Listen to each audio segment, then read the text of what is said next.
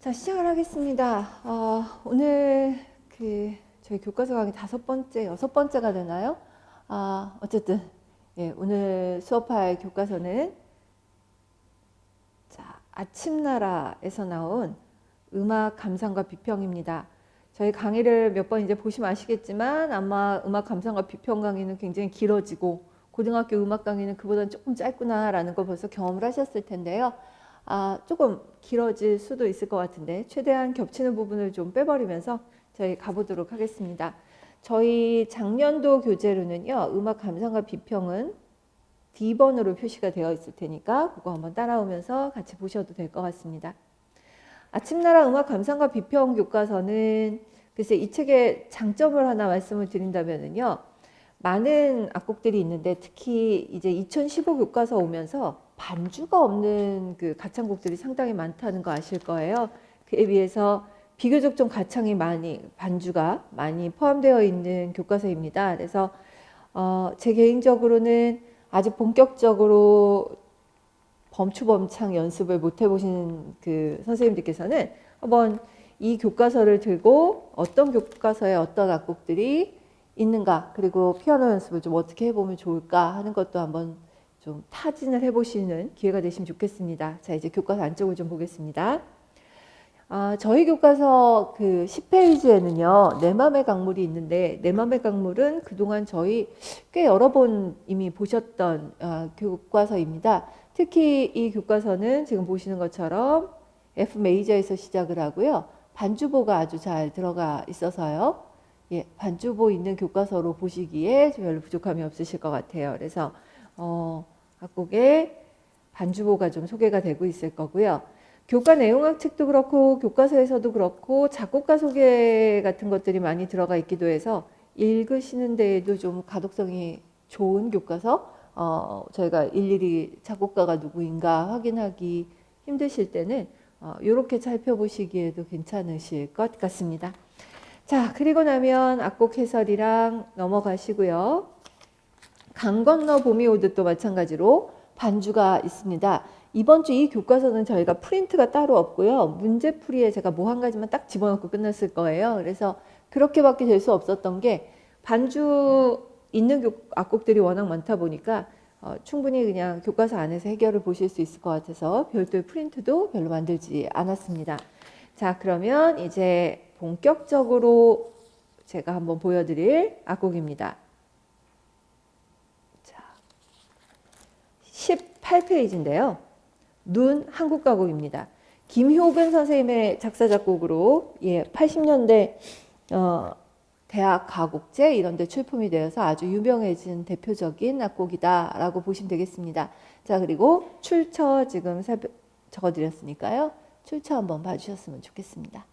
자, 교과서 18페이지부터 시작을 하겠습니다. 저희 교과서 18페이지에는 한국 가곡 눈이 소개가 되고 있습니다. 김효근 선생님 작사 작곡으로 되어 있는 이 곡은요.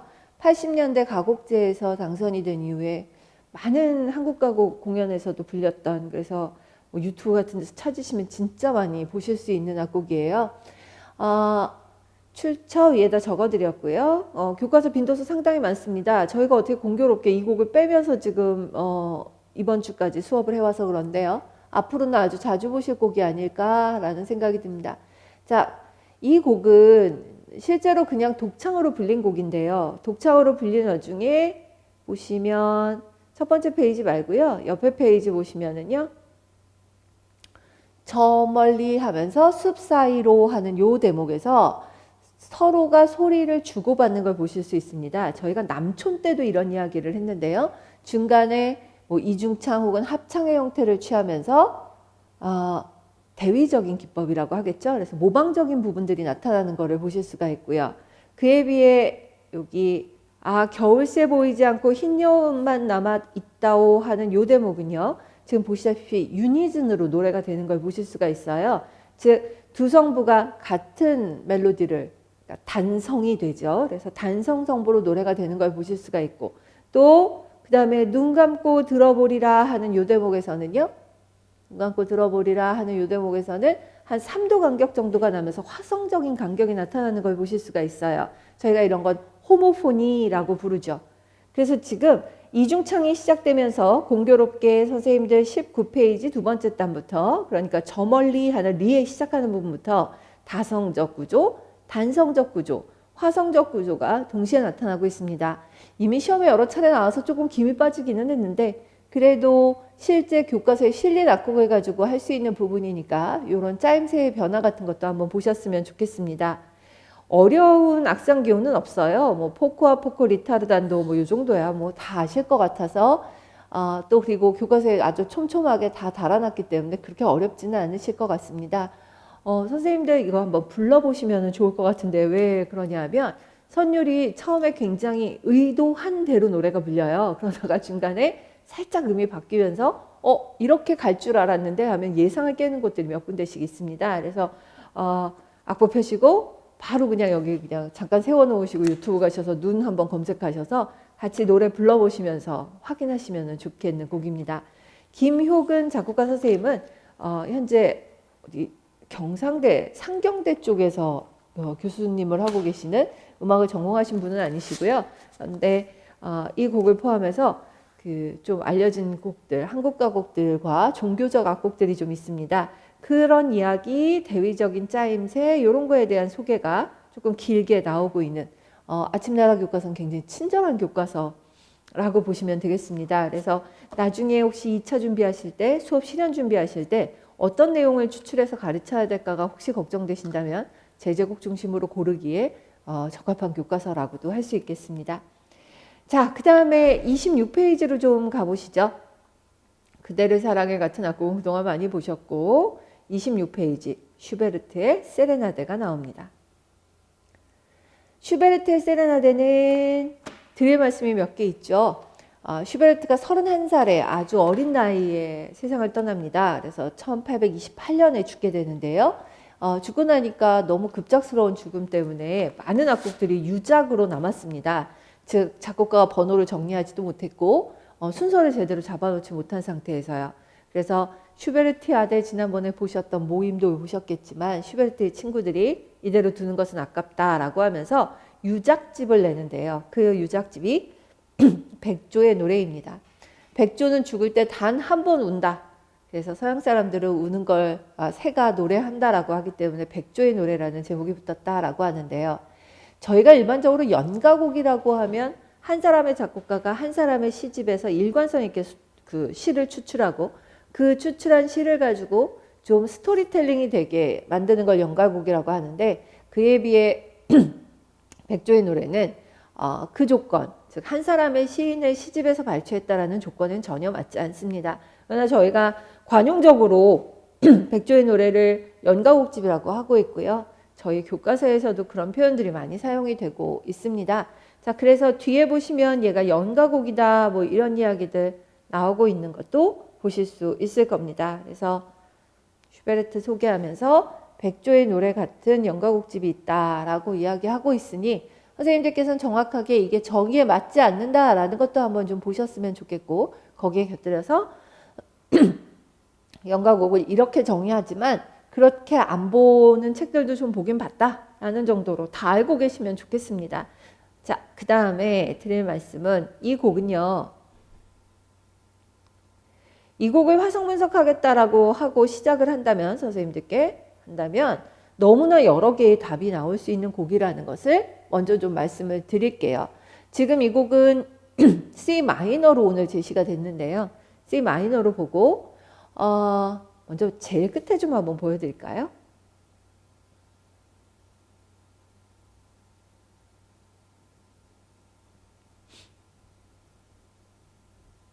마지막 두 단을 좀 제가 지금 보여드리고 있습니다.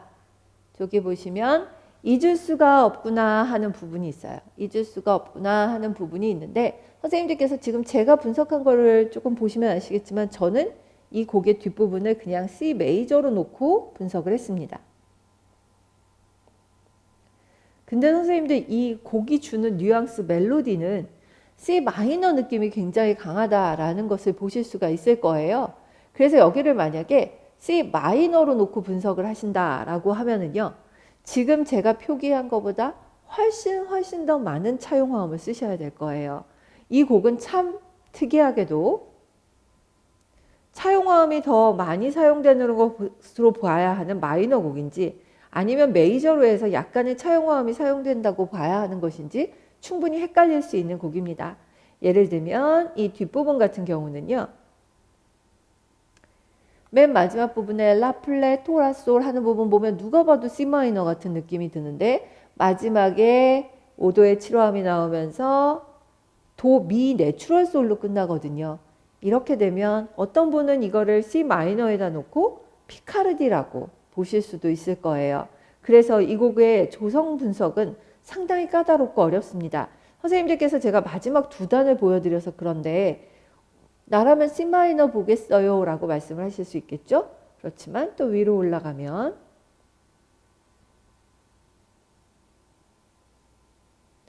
두 번째 단 같은 경우를 보시면은요. C 메이저의 화성 진행이 더 분명하게 보입니다. C 마이너로 보시기보다 C 메이저로 보시는 게 훨씬 더 차용화음을 줄이면서 화성 분석을 할 수 있어요. 그러니까 이 곡은 슈베르트가 굉장히 장단조를 혼용해서 써서 C 메이저로도 C 마이너로도 결론을 내리기가 좀 애매한 그런 악곡이라고 말씀을 드릴 수 있습니다. 그래서 제가요 선생님들께 자료방에다가 두 가지 버전을 한번 다 올려놔 보여드릴게요. 그래야 그럴 수도 있겠구나 라고 보실 겁니다. 실제로도 노래가 주는 전체적인 뉘앙스로 보시면 마이너 같고 특히 성악 파트만 불러보시면 마이너 같은데요. 화성 분석이 들어가시면 너무나도 얘를 분석하기가 까다로워진다는 걸 좀 보실 수 있을 겁니다. 자, 그러면 그렇게 놓고요. 그래서 책들에서 별로 조성에 관한 이야기를 안 하고 싶어 합니다. 그리고 잠깐 화성 분석하시는 걸 또 보다 보면은요. 이 곡은 시작할 땐 누가 봐도 C 마이너입니다. 그래서 제가 C 마이너로 분석하고 있는 거를 좀 보여드리고 있고요. 그 다음에 두 번째 단에서도 C 마이너로 보시기에 별 상관이 없는데요. 세 번째 단에서부터 약간 좀 뭔가 달라지는 게 보이실 겁니다. 여기 있어 소근거리 나 하는 부분에서요. 소근거리 나 하는 부분이 시, 레, 파, 라 플랫 그 다음에 여기가요. 시, 레, 파, 라 플랫 그 다음에 미, 솔, 시 그 다음에 다시 한번 시, 레, 파, 라 플랫 시 플랫, 레, 파, 라 플랫 그 다음에 미 플랫, 솔, 시 플랫 이런 식으로 해서 두 번에 거쳐서 5도와 1도 진행이 나타나고 있는 것을 보실 수가 있고요. 그 다음 페이지로 넘어가겠습니다. 그 다음 페이지에서도 보시면 상당히 긴 부분에 거쳐서 이 플랫을 연상시키는 진행들이 많이 나타나고 있는 것을 보실 수가 있어요. 그래서 그럼에도 불구하고 화성은 너무 간단하게 5도 1도밖에 없으니까 전조를 잡아야 할지 아니면 흔히 요즘 이야기하는 으뜸음화를 잡아서 그냥 분석을 하면 될지에 관해 조금 헷갈리게 하는 부분이기도 합니다. 그래서 말씀드린 대로 한번 조성 분석하는 걸 올려봐 드릴 테니까요. 선생님들께서도 한번 생각을 해보셨으면 좋겠어요. 여기는 이렇게까지 복잡한 곡을 보기에 따라서 굉장히 달라서 어느 정도 가이드라인을 주고 출제가 될 테니까 그리고 책들이나 인터넷에서 구하실 수 있는 여러 가지 자료들을 찾아보시면 보는 방법들이 한 가지가 아니라는 걸 금방 확인하실 수도 있을 거예요. 그래서 기본적으로 C 마이너에서 E 플랫 메이저 쪽으로 즉 나라난조 쪽으로 움직였다가 그 다음에는 C 메이저와 C 마이너가 아주 극심하게 헷갈리는 장단조 혼용 이게 사용되었다라고 해석을 하시는 방법이 가장 무난한 방법이 아니겠는가라는 생각이 듭니다. 굉장히 많은 차용화음들을 사용을 해서 분석을 해야 되고요. 어느 쪽으로 놓고 보셔도요. C 메이저로 보셔도 C 마이너 코드가 많이 들어가고 C 마이너로 보시면 C 메이저의 차용이 아주 길게 들어가서 저희가 그 이화음 때문에 C 메이저, 이화음 때문에 C 마이너를 말하기가 그리 쉽지 않은 곡이다라고 보시면 되겠습니다. 자, 저는 어쨌든 되도록이면 차용화음을 덜 쓰고 조성을 이해하는 쪽으로 보자라는 생각에서 C 메이저로 했는데요. 말씀드린 대로 C 메이저 혹은 C 마이너로 보시는 두 가지 방법을 전부 자료실에다가 올려놓도록 하겠습니다. 자, 슈베르트의 이 세레나데에 관한 설명이 뒷페이지에 쭉 이어질 거고요. 선생님들께서는 아시겠지만 얘는 서울에서 실기곡으로 나왔었는데 아마 수험생들을 굉장히 당혹스럽게 하기 위해서 만드셨을 거예요. 그래서 이걸 노래 불러야 되는 사람 입장이라면 노래를 굉장히 자세하게 정확하게 알고 있지 않으면 간주 부분에 라든가 아니면 이 조성이 흔들거리는 과정들을 반주로 제대로 살려내기가 쉽지 않을 것 같아서 이렇게 쳐도 저렇게 쳐도 좋다가 아니라 거의 답이 있다시피 한 그런 어려운 악곡이라고 할 수 있습니다. 실기로 보시면 더 어려운 악곡이죠. 자, 화성 분석하시는 건 나중에 자료방을 좀 참고를 해주셨으면 좋겠습니다. 자, 그 다음에 보실 곡은요. 책 30페이지에 있고요. 출처를 드립니다. 브람스의 자장가입니다. 브람스 자장가는 많이 들어보신 악곡이에요. 그죠? 그리고 굉장히 흔한 악곡이고 거의 이 정도면 초등학교 교과서에 나와도 될 정도로 이렇게 많이 알려진 곡인데 선생님들께는 제가 이 곡을 이렇게 말씀을 드릴게요. 브람스의 원래 가곡이 좀 말하는 사람들이 그렇게 말하잖아요. 브람스 가곡은 민요풍이다 이렇게 말을 하죠. 그래서 민요풍이라는 게 결국 그렇게 음정 간격이라든가 이런 게 어렵지 않고 비교적 좀 민요풍으로 부를 수 있을 만한 악곡이다 라는 뜻인데 이 곡도 마찬가지입니다. 그 다음에 하나 더 보여드릴 게 있는데요. 선생님들. 멜로디 안 어려운 거에 비해서 반주는 리듬 좀 헷갈리게 생기지 않았습니까? 조금 주의를 흐트리고 한다면 만약에 주의를 흐트리고 있다면 리듬 놓치기 굉장히 좋게 만들어진 곡이에요. 그래서 반주 부분 좀 한번 봐주셨으면 좋겠고 제가 이 반주 보여드리면서 드릴 말씀이 있습니다. 교과서 있으신 분들은 31페이지 보셔도 되고요. 아니시면은 교재에서도 비슷한 내용이 있을 테니까 한번 봐주셨으면 좋겠는데요.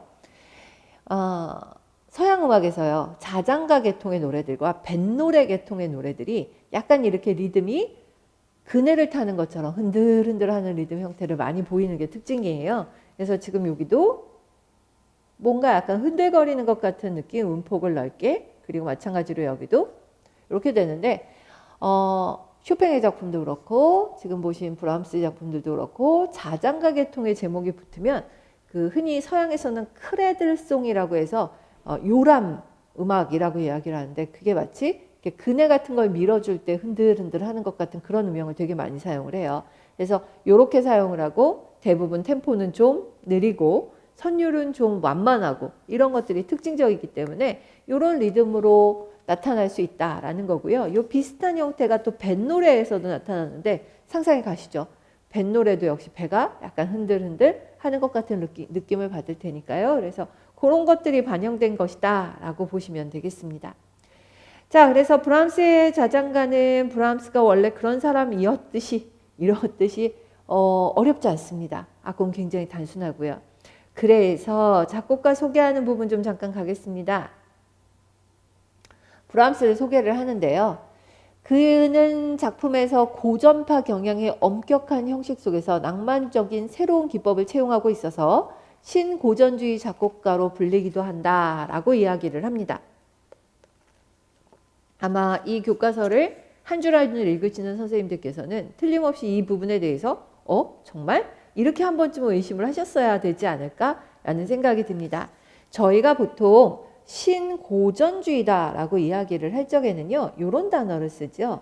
네오 클래시시즘. 네오 클래시시즘은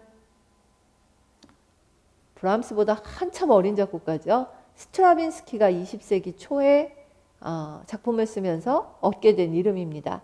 이거를 영어로 그대로 이 영어를 그대로 옮기면 신고전주의가 되거든요. 그래서 사실은 이 신고전주의라는 용어보다는 저희가 조금 더 쓰는 말이 있는데요. 신고전 악파라고 부르는 겁니다. 뉴 클래식 스쿨입니다. 보통 스쿨이라는 단어는 ISM, 이즘이라고 부르는 것보다는 좀 작기도 하고 저희가 신고전주의라고 하면 멀리 스트라빈스키서부터 미오, 뿔랑 같은 작곡가들을 줄줄이 끌고 오게 되지요. 그에 비해서 지금 신고전 악파라고 이야기를 하시면 19세기 후반에 있었던 브람스를 설명하기에 조금 더 적절한 용어라고도 할 수 있어요. 그래서 일반적으로 조금 더 쓰는 용어를 지금 제시를 합니다. 제가. 그래서 신고전 악파다 이렇게 부르는 게 선생님들께는 더 그냥 시험 준비용으로는 더 적절하지 않을까 싶습니다. 자, 거기 밑에 독일 레퀴엠, 대학 축전 서곡, 헝가리 춘곡 같은 작품들이 있다라고 하면서 작품 제목들 나온 것도 한번 확인해 주셨으면 좋겠습니다. 독일 레퀴엠은 말 그대로 독일어로 작곡을 했고요. 레퀴엠이 원래 라틴어로 작곡을 한 미사의 한 종류라면 독일 레퀴엠은 사람들을 위로하고 추모하거나 뭐 이런 레퀴엠의 성격은 어느 정도 반영하고 있지만 독일어를 사용을 하고요. 원래 미사 가사를 그럼 독일어로 번역했나? 그것도 아니에요. 그냥 성경에 있는 가사를 번역해서 쓰거든요. 그래서 이름만 저렇게 붙었을 뿐 새로운 형태의 교회 음악 양식으로 보셔야 될 것 같습니다. 교회 음악 양식을 만든 것으로. 대학 축전 서곡은 19세기에 많이 나타났던 그냥 뒤에 아무 작품도 따라오지 않는 그냥 서곡입니다. 단악장짜리요. 저희가 이걸 연주회용 서곡이라고도 부르고요. 그래서 그런 대표적인 악곡이다라고 보시면 되겠습니다. 자, 요 곡이 있고요. 다음 페이지엔 아베 마리아가 나옵니다. 그동안 아베 마리아를 몇 번 보시기는 했어요. 근데 저희 이 아베 마리아는 작곡가가 성악성부는 군호가 작곡을 하고 그리고 반주는 바흐가 붙여준 게 아니라 군호가 아주 재치있게 자기 노래에다가 바흐의 평균율에 있는 프렐루드, 평균율 프렐루드 1번의 멜로디를 얹어서 평균율의 반주 위에 새롭게 덧붙여진 선율이다. 이렇게 보시면 되겠죠. 그래서 편의상 지금 교구지에도 군호 바흐 작곡이라고 되어 있는 악곡입니다. 이 곡 말고도 아베 마리아가 교과서 범위에서 꽤 많아서 조스갱의 아베 마리아도 있고요. 바빌로프라는 작곡가의 아베 마리아도 있고 한 것은 이미 다른 교과서로도 보셨습니다. 지금 보여드리는 건 이 곡이 이렇게 처음부터 끝까지 소개가 된 교과서가 그리 많지 않아요. 그래서 아침나라에서 보셨으니까 반주 한번 붙여보시면서 좀 노래를 불러보셔도 될 것 같습니다. 그 정도 말씀만 드리면 됩니다. 자, 이제 그 다음에 보여드릴 곡은 그대 있는 곳까지인데요. 참고곡으로 되어 있습니다.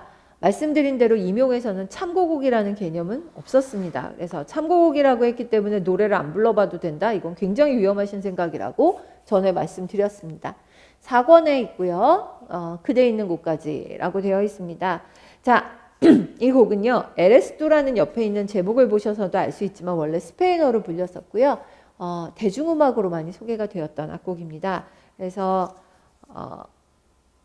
원래 대중음악들이 많이 그렇듯이 리듬이 보통 리듬은 아닙니다. 그리고 압박을 많이 쉬어서 들어가는 강박이 쉼표로 처리되어 있고요. 많은 리듬들이 서로 연관이 되어 있어서 전에 말씀드린 대로 이런 노래를 제 박자를 치면서 노래 연습을 하시면 너무 피곤해지시니까 한번 실제 전문가가 부르시는 거를 들으시면서 한번 따라오시는 게 훨씬 더 낫다라고 말씀을 드렸습니다.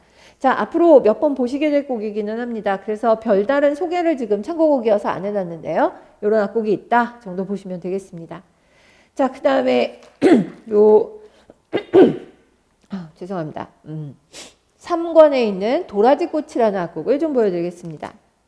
이 도라지꽃도 앞에서 보셨던 악곡들처럼 처음에 눈에서 보셨던 것처럼 처음에는 단성으로 시작을 했다가요. 2부 합창 형태로 바뀌게 됩니다. 시작하는 부분에선 잠깐 유니즌으로 레도시 하면서 내려오다가 레도시라고 읽으면 안 되죠. 저희는 도시라 하면서 내려오다가요. 그 다음에 중간 부분부터 가사가 조금씩 어긋나기 시작을 하면서 대위적인 짜임새를 보이는 거를 보실 수가 있을 거예요. 그래서 빛이 이 하는 데서부터 슬부터 조금씩 가사가 서로 어긋나다가 안 나다가 이렇게 하고 있는 거를 보실 수가 있을 거예요. 빨라졌다 느려졌다 하는데요. 공부하실 적에는 양쪽 성보를 다 한번 노래를 불러보실 수 있었으면 좋겠고요. 그리고 뭐 합창 지도 같은 거 할 때 얼마든지 한번 제시를 해볼 수 있는 악곡이니까 준비 한번 해보셨으면 좋겠습니다. 자, 그래서 또 하나의 참고곡으로 제시되어 있는 박지훈 작곡의 도라지꽃이라는 악곡을 하나 보셨습니다. 자, 뭐 그 정도 악곡들이 좀 나와 있고요. 그래서 오늘은 선생님들께 그동안 좀 넘어온 페이지들도 많았는데 보여드릴 페이지를 좀 찾아가 보도록 하겠습니다. 자, 이 페이지는 지금 교과서 페이지로는 페이지가 안 적혀 있는 41페이지가 되겠네요. 41페이지 극음악 알고 가기고요. 그리고 저희 교재 페이지로는 이렇게 됩니다. 판소리는 한 사람의 소리꾼이 고수 북반주에 맞춰서 소리, 안일이, 발림 같은 것을 섞어하면서 이야기를 연출하는 고유의 극음악이다. 판소리는 관객과 소리꾼이 하나가 돼서 소리판을 이루는 데서 나온 대중예술이라고 할 수 있다라는 말이 나오고 있습니다. 그렇게 뭐 모르시는 이야기가 나온 것 같지는 않고요. 그 다음에 여기 보시면 판노름이라는 단어 나오는 거 보실 수 있을 거예요. 이 판노름이라고 하는 것은 원래 설화 같은 것을 근간으로 해서 이야기, 노래, 춤 등을 섞어가면서 민중을 즐겁게 하던 그런 관습이 판노름이란 이름으로 조선시대 초기부터 있었답니다. 그리고 그것을 명창들이 소리판으로 형성을 해서 판소리가 완성되었다라고 이야기를 하고 있고요. 신재호 선생님 이름은 이미 기출입니다. 그래서 구전되어 오던 판소리 사설을 문자로 기록을 하면서 오늘에 이르렀다라고 이야기를 하는데 공부 조금 해보시면은 이분이 정리하신 건 판소리 6마당, 지금은 노래하지 않는 병강세가 같은 것들까지 들어가 있었다라고 보시면 되겠습니다. 무형문화재 5호이고 유네스코 인류문화유산이다라고 이야기를 하니 당연히 중요한 문화유산이라고 보셔야 되겠죠. 자, 그리고 뭐 이건 어디서나 보실 수 있는 정도의 이야기여서요. 저희가 판소리의 3대 요소라고 하면 요렇게 3개를 잡습니다. 3대 요소. 그리고 추임새는 고수가 하는 것이기 때문에요. 기본적으로 저희는 판소리의 3대 요소는 소리, 안일이, 발림을 잡고 추임새는 따로 좀 빼놓는 것입니다. 자, 소리는 소리꾼들이 하는 노래이고요. 노래인데요. 그 중에서 아주 좋은 대목만 불러서 노래를 하게 되면 이런 용어도 씁니다. 앞에 어느 교과서에서 있어서 저희 이미 퀴즈 문제에는 한번 나갔는데요. 눈대목이라고 하는 게 있죠. 눈대목은 제가 이거 영어로 누가 적어놓은 걸 보고 100번 맞는 말씀입니다 라고 생각을 했는데요. 갈라 개념이라고 보시면 돼요. 저희가 오페라에서도 아리아만 묶어갖고 갈라 공연 같은 걸 하는 것처럼 판소리에도 가장 유명한 대목들만 묶어가지고 지금 보시는 눈대목 같은 것들을 만들어내고는 한다라고 이야기를 합니다. 뭐 사랑가도 그렇고 쑥대머리도 그렇고 사람들이 다 알 만큼 유명해진 악곡들을 모아서 공연을 하면 눈대목만 공연을 했다 이렇게 이야기를 하는 것입니다. 자, 그래서 이렇게 소리가 있고요. 안일이라고 하는 건 흔히 레시타티브 비슷하다라고 이야기를 하는데요. 안일이는 장단 없이 소리를 하기 대부분 전에 많이 하는데 중간에도 하지만 전에 많이 하는데요. 지금이 어떤 상황이고 어떤 느낌이 들고 춘향이는 뭐 감옥에 갇혀 있는데 이런저런 생각이 많아진다. 뭐 이런 이야기를 하면 그게 안일이고요. 그러다가 춘향이의 노래를 소리로 해서 부르게 되죠. 판소리 창자는 가만히 있지 않습니다. 계속 움직이기도 하고요. 부채로 무언가를 가리키기도 하고요. 부채로 얼굴을 가리는 신용을 할 수도 있고요. 그래서 그렇게 다양한 몸짓을 섞는 것을 저희가 발림이다 이렇게 이야기를 하고 있습니다. 추임새는 기본적으로는 고수가 합니다. 근데 아시다시피 청중 역시도 추임새를 하죠. 그래서 고수나 추임새가 적절한 위치에 판소리 청자의 기운을 북돋아주는 역할을 하기도 하고요.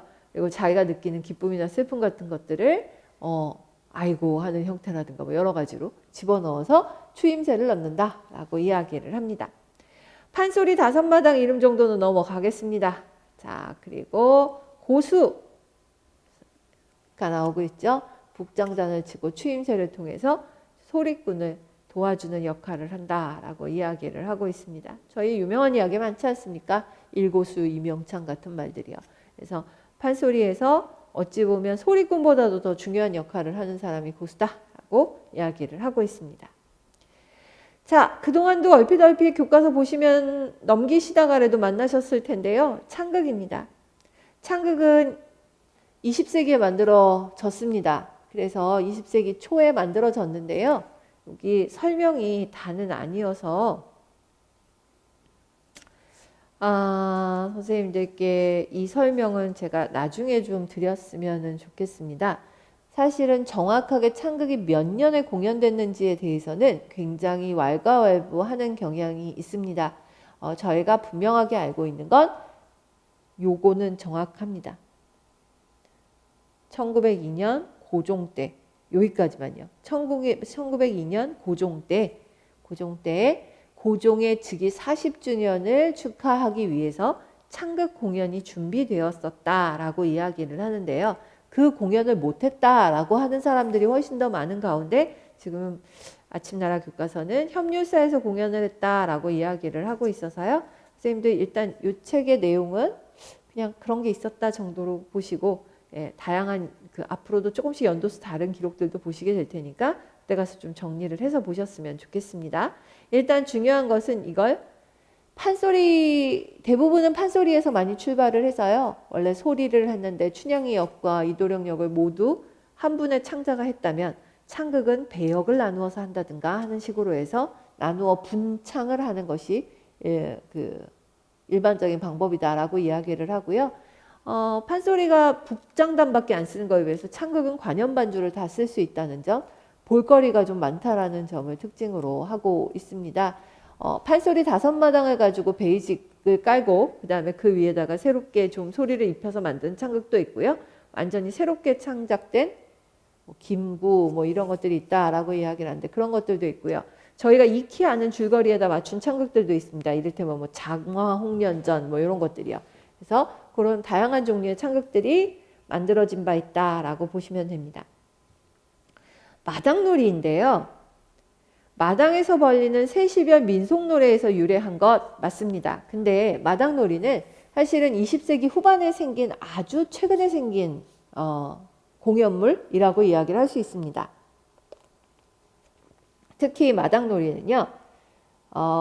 사실은 이걸 많이 공연했던 데가 권투 같은 거 공연 많이 했던 장충체육관 같은 곳인데 그러니까 제가 옆에서 그린다면 관객석이 이런 식으로 있고 가운데 무대가 있고 다시 객석이 있어서 이 객석의 통로 사이들로 배우들이 왔다 갔다 할 수 있는 형태 그리고 여기가 무대가 원형이면서 관객석들도 이렇게 원형의 형태를 취하고 있기 때문에요. 사방으로 뚫려 있는 것이 특징입니다. 그래서 가끔 배우들은 실제로 관객석에 있는 관객을 끌어오기도 하고 말을 붙여보기도 하고 그러면서 아주 해학적으로 만들려고 하는 풍자적인 성격도 꽤 있었던 그런 공연물입니다. 지금 마지막 장면에 꽃가루 같은 거 뿌리는 그림이 실제로 교과서에서도 나와 있는데요. 동그란 무대 위에 배우들이 약간 공연에 대한 뒤풀이 같은 거를 하면서 그러니까 대부분 다 해피엔딩으로 끝이 나겠죠.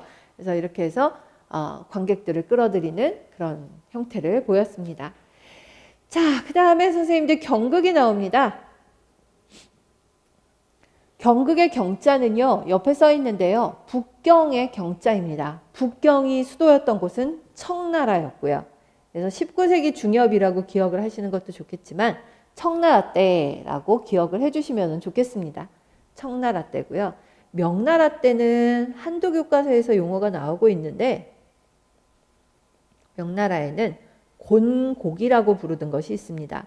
곤곡은 훨씬 더 귀족 예술입니다. 명나라의 곤곡이라고 부르는 것은 훨씬 더 귀족 예술이었고 훨씬 더 자, 다시 쓸게요. 곤곡입니다. 곤곡이라고 부르는 거는 지금 보기에도 약간 더 고풍스럽고 귀족적인 그런 예술의 형태라면 저희가 봤을 땐 지금 굉장히 화려해 보입니다만 경극은 좀 더 서민적인 예술이었다라고 이야기를 하고 있습니다. 경극의 모습이 지금 보이고 있는데요. 원래 대중적인 전통극이었다라고 이야기를 하고 있습니다. 단 경극은요. 노래를 할 수도 있고요. 기예를 보일 수도 있습니다. 그래서 경극의 굉장히 유명한 작품들 보면 손오공 이런 작품들 보면 노래라든가 이런 건 거의 빠지고 계속 결투를 하거나 칼을 휘두르거나 무슨 봉 같은 거를 돌리거나 막 이러는 걸 많이 보실 수가 있는데요. 그런 식의 공연들이 나타나게 되는 이유도 바로 보신 것처럼 경극이라는 공연 자체가 다양한 그 형태로 발달을 해왔기 때문입니다. 저희 보통 이렇게 제일 많이 아는 게 영화로도 만들어져서 우리나라 사람들한테 많이 알려졌던 게 패왕별이 같은 작품이어서 그 대표적인 작품으로 알고 계시는 게 그건데요. 패왕별이 같은 경우에는 노래가 많이 나타나는 데 비해서 아까 말씀드린 다른 작품들은 거의 마임의 형태를 취하고 있거나 고개에 가까운 형태를 보이거나 하게 됩니다. 원래는 모두 남자들이 공연을 했었는데요. 이거 중국이 공산화돼서는 그냥 남녀 배역 가리지 않고 여배우들이 그냥 등장을 하고 있고요. 그 다음에 중국 공산화 이후에는 심지어 인민복을 입고 하는 경극까지 있었을 정도여서 굉장히 다채로운 경극들이 만들어지게 됩니다.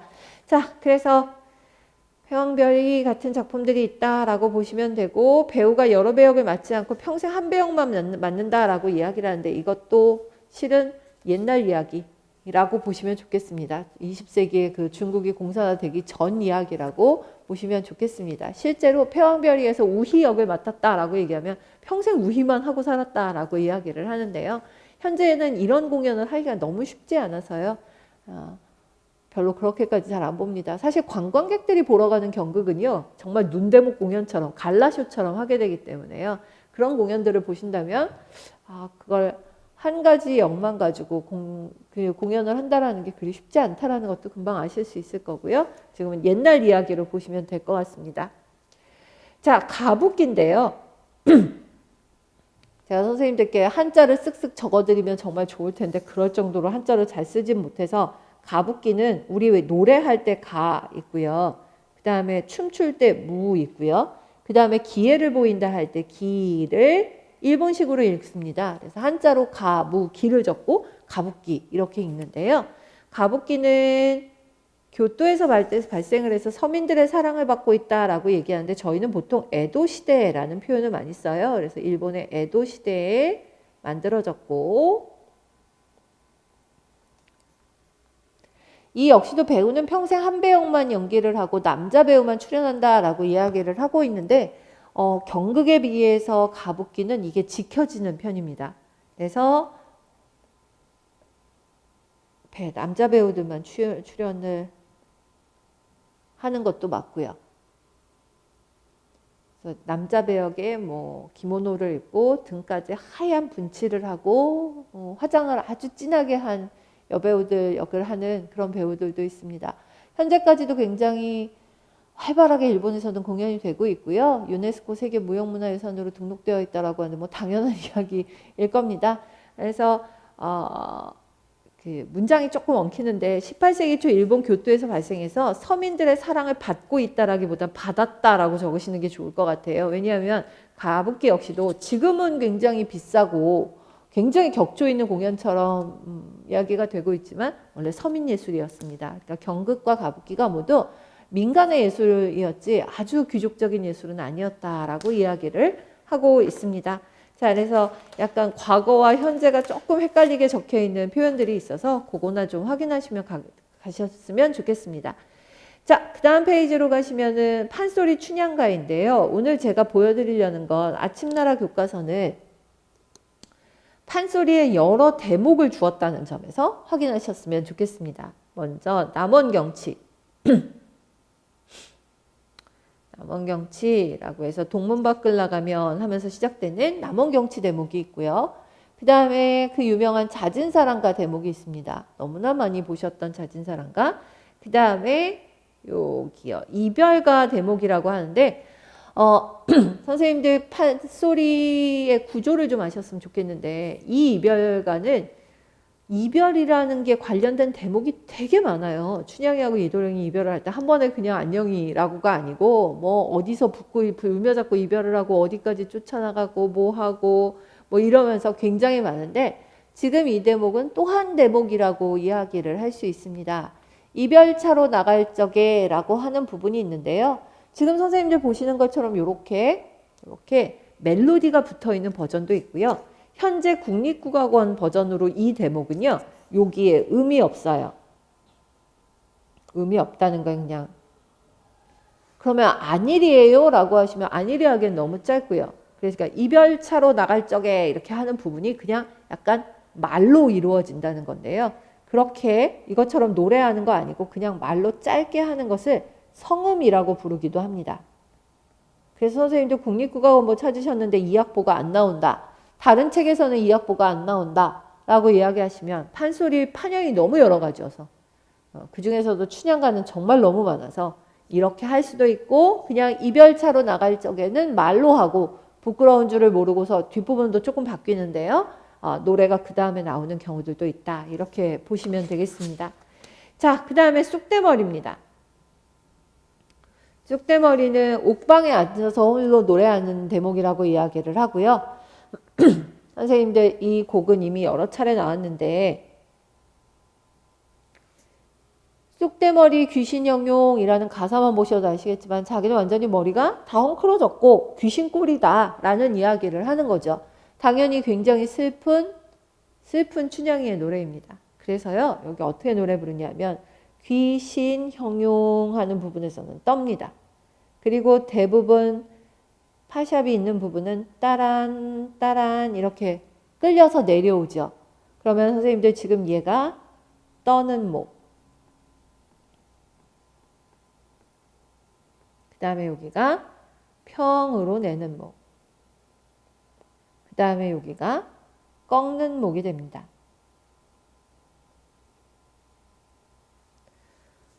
꺾는 목, 떨고 평으로 내고 꺾는다. 이렇게 이야기를 하면 떨고 평으로 내고 꺾는다. 이게 진도아리랑 같은 남도민요에서만 나온다? 아니에요. 지금 보시는 것처럼 당연히 판소리에서도 이런 대목들이 상당히 많아서 우리가 이런 곡은 계면이라고 말합니다. 그리고 판소리 창자들은요. 점점 판소리가 고대화되면 고급화된다고 해야 할까요? 그래서 이 수준이 높아지면서 어디는 평조 쓰고 어디는 우조라고 부르는 대목을 쓰고 어디는 계면을 쓰고 어디는 또 무슨 뭐 설렁제 막 뭐 이런 여러 가지 제들이 있고요. 여러 가지 조들이 있는데 저희가 한 번에 알아보긴 되게 힘들어요. 그렇지만 만약에 그렇게 여러 가지 조가 섞여 있는 곡이라면 기출문제 보시면 알 수 있지만 여기서부터 여기까지가 무슨 조겠느냐 이렇게 물으니까 너무 겁먹지 마시고요. 선생님들께서는 일단 계면조 이런 곡들부터 좀 보셨으면 좋겠습니다. 자, 드디어 이도령이 암행어사가 돼서 암행어사 출두야 라고 하는 대목이 나오고 있는 것을 보실 수가 있을 겁니다. 자, 지금 줄거리에 맞춰서 대충 중요한 대목들을 사파와 함께 판소리의 대표적인 대목들을 집어넣었고요. 선생님들 이런 식으로 해서 아주 유명한 대목들은 순서도 좀 잡아가면서 기억을 좀 해주실 필요가 있을 것 같습니다. 자, 그 다음에 보셔야 될 건 소리북입니다. 소리북을 보고 계시는데요. 소리북은요. 이렇게 해서 채공자리라고 되어 있는 부분은 북채로 치게 될 겁니다. 그 다음에 궁편자리는 왼손으로 칠 겁니다. 실제로 왼손잡이 고수를 본 적이 있는데 이게 왼쪽 오른쪽이 바뀌니까 좀 어색하긴 하더군요. 자, 네, 이렇게 잡고 칩니다. 그러면 반각자리는요. 제 몸 쪽으로 오겠죠. 가슴 쪽으로 옵니다. 그리고 매화점 자리는 북통의 가장자리를 치는 부분이고요. 북통 가장자리를 반각자리하고 구분이 가시죠. 반각자리는 오로지 나무만 치는 거고 그 다음에 매화점 자리는 가죽이 씌워진 나무를 치는 것이고 그리고 온각자리라고 되어 있는 점은요. 우리가 흔히 여기를 대점이라고도 표시를 하는데요. 북의 꼭대기 그야말로 정수리를 치는 부분입니다. 그래서 여기가 가장 소리가 크다고 하죠. 그래서 선생님들께서 보시면 합이라고 되어 있는 덩은 장구하고 똑같이 왼손과 오른손을 동시에 치는 거고요. 궁은 궁편자리만 그 다음에 궁편자리를 살짝 건드리면서 하는 국이라고 하는 자리는 이건 없는 책도 되게 많아요. 그래서 살짝살짝 짚어주는 정도일 거다라고 보시면 되겠고요. 궁편을 막으면서 온각자리로 북채를 강하게 치는 것이 가장 큰 소리가 나는 대목입니다. 그래서 이거를 쓰는 사람마다 조금씩 차이는 납니다만 딱이라고 쓰는 사람도 있고 쩍이라고 쓰는 사람도 있고 척이라고 쓰는 사람도 있고 하는데 장구는 덩, 기덕, 쿵, 더러러러가 다 이름이 좀 표준화 돼 있는데 비해서 이 소리 북소리의 구음은 조금씩 달라질 수 있습니다. 상대적으로 어쨌든 온각자리를 치는 자리가 가장 센 소리가 나면 맞습니다. 그리고 딱 정도로 해갖고 반각자리나 매화점자리를 친다라고 되어 있습니다. 자, 그러면 잦은 사랑가가 대표적으로 중중몰이 대목인데요. 이게 중중몰이의 기본 장단형입니다. 위쪽에 있죠. 그러면 어떻게 치는지 한번 봐주세요, 선생님들. 덩덕, 쿵덕덕, 쿵덕, 쿵쿵 이렇게 되어 있는데요. 지금 덩덕, 쿵덕덕, 쿵덕, 여기 쿵 하나 더 붙이셔도 상관없어요. 덩덕, 쿵덕덕, 쿵쿵, 딱, 쿵쿵, 아니면 쿵쿵, 쩍, 쿵쿵 이렇게 보셔도 되겠죠? 자, 그래서 이렇게 치는 게 기본적으로 중몰이 장단입니다. 나온 김에 말씀드릴게요. 선생님들 이거요. 잦은 몰이도 이렇게 치실 수 있고요. 중몰이도 이렇게 치실 수가 있어요. 장구하고 다른가요? 라고 하면 장구는 채도 북채보다 조금 더 날렵하게 생기고 그래서 이를테면 중몰이 덩, 딱, 쿵, 딱, 따닥, 딱 이럴 기회가 있는데 그거를 북으로 여기저기 치면 더 소리가 그래서 그냥 천천히 지금 보시는 요 장단형을 천천히 치면 중몰이가 되고요. 중몰이 속도대로 중중몰이 속도대로 치면 중중몰이가 되고요. 좀 몇 군데를 생략하면서 더 빠르게 가면 잦은몰이에도 활용이 가능하다라고 보시면 되겠습니다. 자, 그래서 이렇게 중중몰이 장단 형태까지 한번 확인하셨습니다. 자, 이제 조금 건너뛰겠습니다. 51페이지로 좀 가보시죠.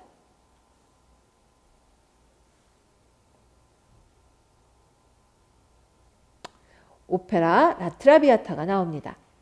출처를 보여드리겠습니다. 오페라 라트라비아타의 줄거리는 대충은 아실 수 있지 않을까라는 생각이 드는데요. 선생님들께 지금 오페라 라트라비아타의 주요 장면들이 들어가 있는 것을 좀 보여드립니다. 먼저 라트라비아타는 서곡이 있지 않고 전주곡이 있습니다. 뭐 그렇게 다른가요? 라고 하면 이 작품은 그렇게 크게 다를 것은 없어요. 그냥 다만 작곡가는 이 작품에다 서곡이라고 이름을 붙이지 않고 전주곡으로 이름을 붙였다라고 보시면 되겠습니다. 많이 들어보신 선율이고요. 그 다음에 1막에서 보통 라트라비아타 1막은 잠깐 앞에 선율 좀 나오다가 이제 주인공들이 등장을 하고 나서 그 유명한 축배의 노래를 부르는 것이 특징입니다. 축배의 노래가 뭐 많이 아시는 곡이고. 그리고 와서 알프레도라고 하는 남자 주인공이 여자 주인공 비올레타에게 3호에 왔다고 고백한다. 지금 책에서 그렇게 얘기를 하고 있죠. 네, 비올레타는 신분이 좀 드러내기 좀 어려운 여자였고 알프레도는 전도 유망한 귀족 청년인데 그래서 사교계의 아주 유명 인사였던 여성한테 좋아했다고 이야기를 하고 있어서요. 자, 그래서 손님들이 돌아간 다음 몸은 병들고 이 화려한 생활에 좀 진력이 난 비올레타가 아까 왔던 귀족 청년 알프레도를 생각을 하면서 그이었던가 라는 노래를 부르게 됩니다. 이 노래는 아주 느리고요. 좀 슬프고 자신의 인생에 대해서 성찰하고 이런 느린 악곡이어서요. 요거를 카바티나라고 부릅니다. 19세기 이태리 오페라의 아주 특징적인 현상이 이렇게 느린 아리아를 하나 부르고요. 그리고 빠른 아리아가 대조를 이루면서 가고 있어요. 그 빠른 아리아, 대조를 이루는 아리아가 대표적으로 우리가 부르는 이름이 꽃에서 꽃으로 뭐 이런 이름이 붙어 있는데요. 이 교과서에서는 그 악곡이 빠졌습니다. 그래서 오늘 나눠드린 프린트에 문제 있죠. 문제에 1번 들어가기 전에 이 아리아의 주요한 부분을 딴딴따따따딴 하고 시작하는 아주 화려한 노래를 갖다 붙여놨습니다. 선생님들 그렇게 빠른 아리아는요. 카바티나에 이어서 카발레타를 많이 부른다라고 이야기를 하는데요. 바로 카발레타입니다. 그래서 카바티나와 카발레타를 이어서 노래를 부른다라는 거 보시면 되겠고 그걸 잘 보여주는 아주 유명한 작품이 바로 지금 그이었던가와 꽃에서 꽃으로 라는 작품이니까요. 그렇게 해서 한번 비교하시면서 들어주시면 좋겠습니다. 자, 이 두 사람은 결국 사람들의 눈을 피해서 파리 교회의 보금자리를 꾸몄지만 아버지 제르몽, 알프레도의 아버지 제르몽의 등장으로 두 사람은 헤어지게 되고 절망하는 아들한테 아버지가 집에 가자 뭐 이렇게 노래를 부르는 대목이다 라고 이야기를 합니다. 두 사람이 오해를 한 건 아니고 알프레도는 오해를 하고 비올레타하고 헤어지고 이 두 사람은 다른 자리에서 만나서 돈 때문에 자기를 걷어찬 여자라고 심하게 모욕을 하게 되는데요. 비올레타는 병이 나서 삶이 얼마 남지 않게 됩니다. 그 비올레타가 마지막에 침실에서 노래를 부르는 아리아가 잘 있으라 지나간 날의 즐거움이여 라고 나와 있는데요. 한 7, 8분 정도 부르는 아주 어려운 아리아인데 교과서에 소개는 안 되고 있습니다. 비올레타의 아리아가 1막에서 아주 눈부시게 이제 화려하게 등장을 한다면 3막 아리아도 아주 유명하죠. 그리고 오해를 풀고 나타난 알프레도가 다 죽어가는 비올레타를 찾아와서 비올레타에게 용서를 구하고 두 사람이 다 조용하게 파리를 떠나서 살고 싶다라는 노래를 부르고 비올레타는 죽게 된다라는 이야기를 하고 있습니다. 자, 그래서 이 비올레타 이야기가 나오면서요, 오페라 전체를 소개하고 있습니다. 선생님도 요즘 오페라 줄거리도 자꾸 나오고 하다 보니 이래저래 좀 신경 써서 보셔야 될 페이지, 그러니까 한번 확인하시면 좋겠습니다. 다 신경 써서 보래라고 약간 좀 어이없어 하신다면 선생님도 저희 껑충껑충 뛰면서 보고 있어서요. 꼭 보셔야 될 것들을 제가 지금 고르다 보니까 계속 페이지 끝마다 열심히 하세요 라는 말씀을 드리게 되네요. 자, 악곡 해설도 나오고 있습니다. 그래서 악곡 해설의 베르디 이야기도 그렇고 요 교과서에서는 이게 나오네요. 베르디가 듀마피스라는 사람의 연극 까멜리아라는 작품을 구경을 했다라고 나옵니다. 까멜리아라고 나오는데요. 저희는 보통 요거를 동백꽃을 든 여인이라고 말하죠. 동백꽃을 보신 적이 있을까요?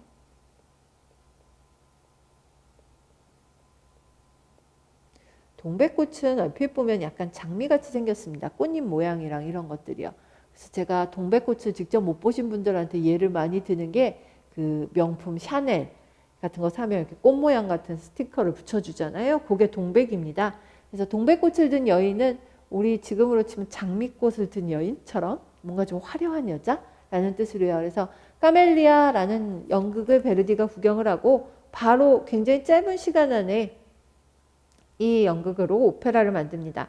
라트라비아타라고 이야기를 하는데 실제로 원래 그 원 제목은 동백꽃을 든 여인에서부터 왔다라고 보시면 될 것 같습니다. 춘이라는 이름으로 우리나라에 오랫동안 알려져 있고 너무 일본 느낌이 나서 그런지 이 이름을 걷고 라트라비아타라는 이름으로 요즘 많이 사용을 하고 있다라고 이야기를 하죠. 라트라비아타는 길을 잃은 여자라는 뜻이다라고 이야기를 하고 있습니다.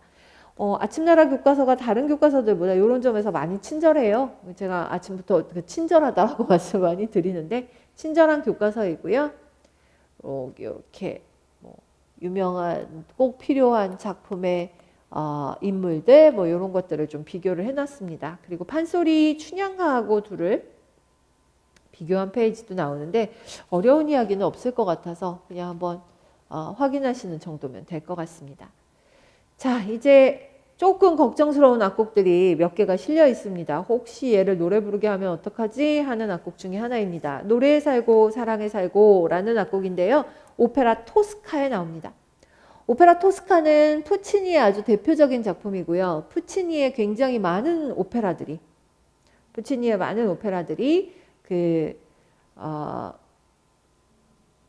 여자 주인공, 원톱 주인공들이 참 많아요. 그래서 그 원톱 주인공인 여자 주인공한테 맞춰진 그